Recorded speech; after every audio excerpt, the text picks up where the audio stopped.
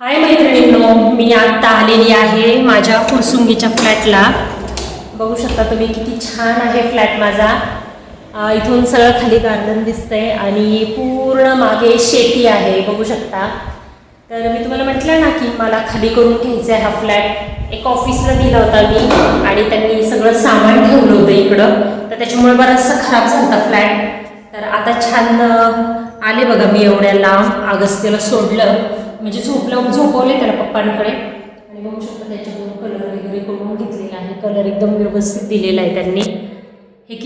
हे बाथरूम आहे, इथे असं बाथरूम आहे. त्याच्यानंतर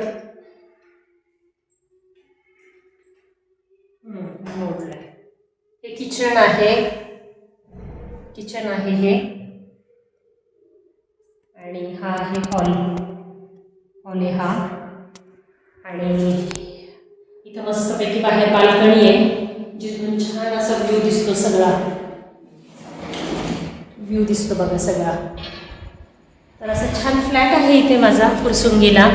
अगस्त्यला झोपवला घरी, त्याच्या पप्पांना म्हटलं लक्ष द्या, सानवी पण खेळतीये.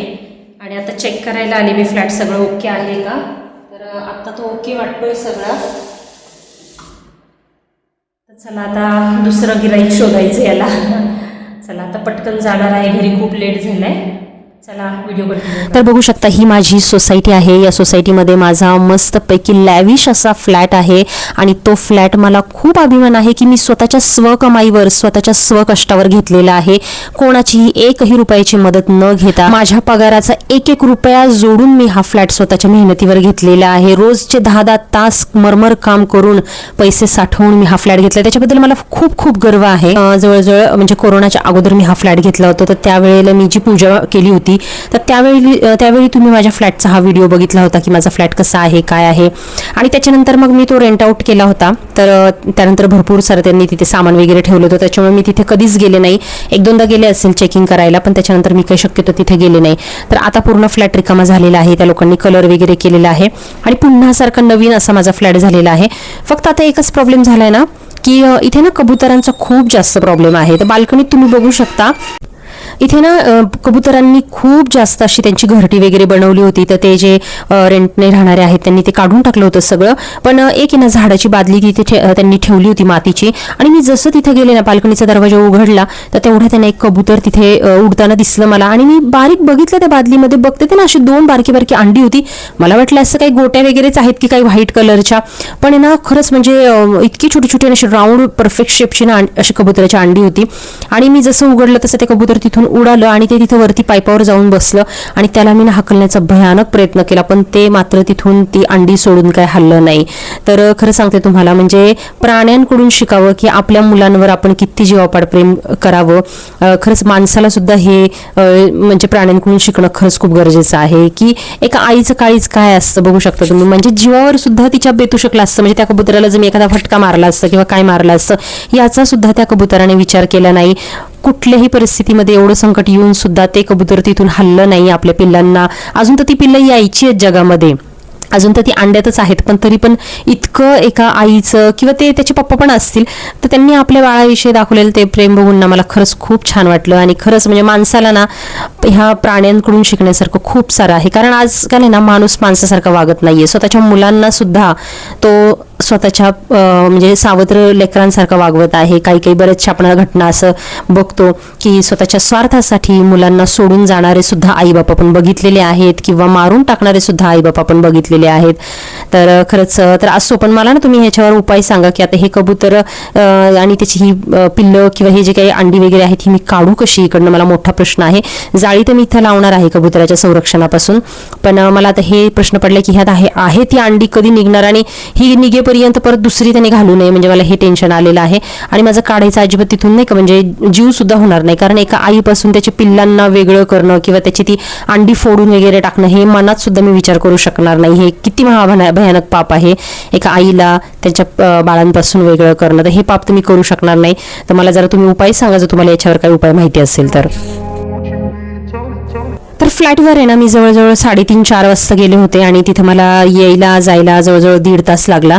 आणि त्याच्यानंतर घरी आले. सानवी तोपर्यंत छान अशी खेळत होती, अगस्त्य झोपला होता. मग सानवीला ना मस्तपैकी चायनीज सूप बनवून दिलं. तर हे चायनीज सूप आहे ना मला घरी सुद्धा म्हणजे तसं पूर्ण घरातले पदार्थ वापरून सुद्धा बनवता येतं. पण मी आहे ना मागच्या वेळेला डीमार्टमधून चिंग्सचं हे जे रेडीमेड पाकिट असतं ना सूपचं, तर ते घेऊन आले होते आणि त्याच्याने हे मंचाऊ सूप मी केलं होतं. एवढं मस्त लागतं ना, म्हणजे खरंच अक्षरशः म्हणजे हॉटेलमध्ये जसं आपल्याला मिळतं त्या टाईपमध्ये हे लागतं. आणि मला असं वाटतं हॉटेलमध्ये सुद्धा अशाच प्रकारचे पाकिटं वगैरे वापरत असतील. तर डायरेक्टली फक्त पाण्यामध्ये टाकायचं, ते मिक्स करायचं आणि थोडं कलर चेंज होईपर्यंत छान असं उकळून द्यायचं. आणि ज्या आपल्या मॅगीच्या ज्या शेवया असतात ना त्या छान अशा तळून घ्यायच्या आणि त्यावरनं टाकायच्या सूपमध्ये आणि खायच्या. एक नंबर लागतं. हाय मैत्रिणींनो, वाजले आहेत 5:30. कोकिळेचा आवाज झाडावरचा मस्तपैकी. संध्याकाळचे 5:30 वाजले. सूर्य अस्ताला चाललाय. छान अशी रम्य संध्याकाळ. माझी मुलं छान अशी इथं दारात खेळतायत आणि मी 5:30 वाजता घरी आले आणि मस्तपैकी आता बाहेर बसून चहा एन्जॉय करतेय. माझा सर्वात बेस्ट फेवरेट टाईम म्हणजे माझा टी टाईम आहे. जेव्हा मी चहा घेत असते ना तेव्हा मला सर्वात जास्त आनंद होतो. तर या सगळ्यांनी चहा प्यायला.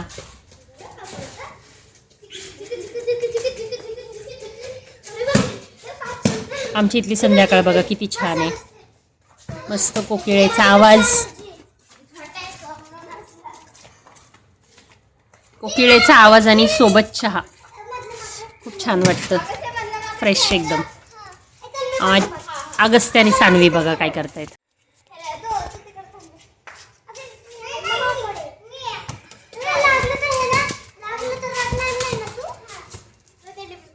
काय खेळताय? तर मी तुम्हाला नेहमी म्हणत असते ना माझ्या मागे घरातली सगळी कामं असतात. तर बघू शकता तुम्ही तिकडे गेले पण मला म्हणजे आराम नावाचा काही प्रकार नाही आहे. आल्यानंतर 2च मिनिटं मी अशी डोळे झाकून पडले असेल. लगेच पटकन सानवीला खायला बनवलं, मुलांना थोडंसं खेळवलं, चहा घेतला आणि बॅग घेतली आणि जवळजवळ 7-7:30 वाजता मी गेले होते भाजी आणायला मंडईमध्ये. कारण गेले 2 आठवडे जसं सानवीची एक्झाम चालू झाली ना तशी फक्त इथून आमच्या घराजवळून रोडवरून जे काही असे छोटे मोठे भाजीवाले बसतात ना त्यांच्याकडून मी थोडी भाजी वगैरे आणायचे किंवा घरातल्या घरात काय असं भागवता येईल ना त्याच्यावर मी भागवत होते. कारण निवडायला आणि ते करायला एवढा वेळ पण नसायचा. तर त्याच्यामुळे आता म्हटलं की चला 2 आठवडे झालेले आहे आणि आता निवांत वेळ आहे, पटकन जाऊन सगळ्या भाज्या घेऊन येऊया. तर भाजीची पिशवी उचलली आणि पहिलं भाजीला गेले. खरं खूप कंटाळा आला होता पण काहीच करू शकत नाही. मीच जर कंटाळा केला तर माझी मुलं काय खाणार. तर त्याच्यामुळे सगळ्या गोष्टी मी मॅनेज करायला खूप समर्थ आहे आणि मला खरं प्राऊड आहे की मी माझं घर स्वतः सगळ्या गोष्टी एकटी जाऊन करते. म्हणजे घरातल्या सुद्धा गोष्टी करते आणि मी कोणाच्याही जीवावर अवलंबून नाही की कुणी जाऊन मला आणून देईल तेव्हा मी करेल. मी पहिल्यापासून स्वतः सगळ्या गोष्टी केलेल्या आहेत आणि अजूनही मला ते करायला कुठल्याही प्रकारची लाज नाहीये आणि कुठल्याही प्रकारचा कमीपणा नाहीये. पण हो, एक मात्र खरं आहे की जेव्हा पण मी बाहेर जाते त्यावेळेला घरी माझ्या दोन्ही मुलांची मनापासून छान अशी काळजी घेतात ते माझे मिस्टर.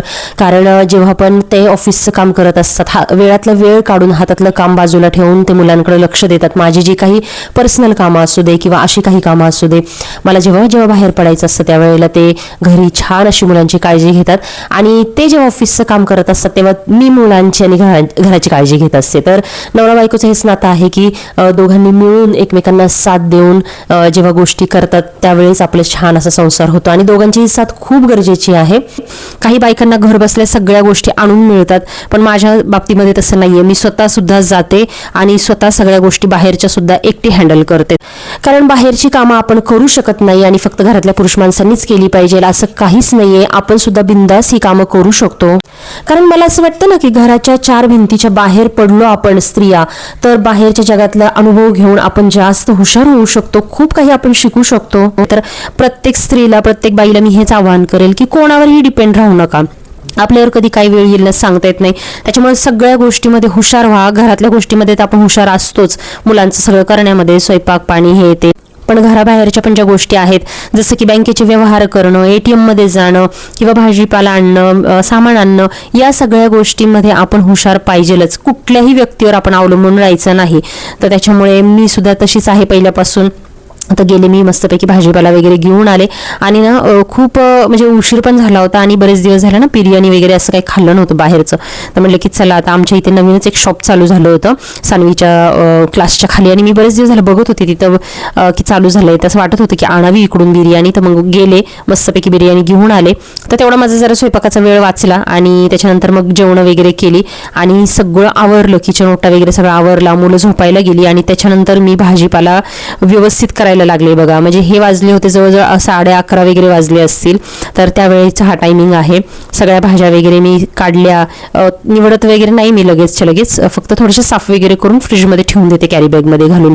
कारण जर आणला भाजीपाला तर दुसऱ्या दिवशीपर्यंत आपण तसाच ठेवला ना तर सगळ्या भाज्यांना रात्रभर आहे ना वास लागतो, कुजतात त्या. मला माहिती नाही त्या म्हणजे मंडईतल्या लोकांकडे कशा काय दुसऱ्या दिवसापर्यंत भाज्या राहतात. पण माझ्या घरात जर मी भाज्या आणल्या ना तर दुसऱ्या दिवसापर्यंत ना त्याला असं जर मेथीची भाजी असेल, शेपूची भाजी असेल, कोथिंबीर असेल तर अशा भाज्यांना ना थोडंसं असं पाणी सुटतं आणि ते खराब व्हायला लागतात बघा दुसऱ्या दिवसापर्यंत. तर त्याच्यामुळे मी आणल्या नाही का देठं वगैरे सगळी कट करून फ्रीजमध्ये ठेवून देत असते. तर जरी किती पण उशीर झाला ना तरी बघा मला अशा प्रकारे सगळ्या गोष्टी मार्गी लावून मगच झोपायला लागतं. तर आत्ता सध्या तर सानवीला आता सुट्ट्या चालू झालेल्या आहेत तर त्याच्यामुळे थोडीशी रिलॅक्स आहे.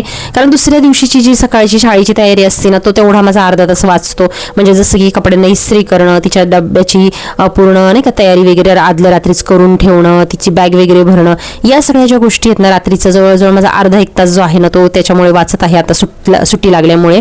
आणि आता सुट्टी सुरू झाली आणि पहिलाच जे आम्ही काम केलेलं आहे ते काय केलेलं आहे ते पुढच्या व्हिडिओमध्ये तुम्हाला बघायला मिळेल. तर सुट्टीचे सगळेच जण कुठे ना कुठेतरी बाहेर जातात. तर आम्ही सुद्धा कुठेतरी गेलेलो आहे. ते कुठे गेलेलं आहे ते जर तुम्हाला बघायचं असेल तर पुढच्या व्हिडिओमध्ये तुम्ही नक्की ते तुम्हाला बघायला मिळेल. तर चला आय होप सो आजचा व्हिडिओ तुम्हाला आवडला असेल. माझा फ्लॅट कसा आहे, ज्यांनी जो जुना व्हिडिओ बघितला नसेल तर त्यांना मी सांगते की हा माझ्या स्वतःच्या स्वकमाईवर म्हणजे एकही रुपया कोणाचा न घेता मी म्हणजे स्वतः फ्लॅट घेतलेला आहे. जेव्हा मी जॉब करत होते तेव्हा पै साठवून मी हा स्वतःचा फ्लॅट घेतलेला आहे आणि त्याचा मला खूप खूप अभिमान आहे. तर चला माझा तो फ्लॅट तुम्हाला कसा वाटला ते सांगा. माझी दिवसभराची धावपळ तुम्हाला कशी वाटली ते सांगा. आणि आजचा व्हिडिओ आवडला असेल तर जाता एक लाईक करा आणि हाईप करायला विसरू नका. आणि येणारा प्रत्येक व्हिडिओ तेवढ्याच आवडीने बघा. खूप सारं प्रेम करा आपल्या व्हिडिओवर. चला तर मग मित्रमैत्रिणींनो सर्वांनी काळजी घ्या. भेटूयात अशाच एका नवीन व्हिडिओमध्ये. तोपर्यंत बाय बाय.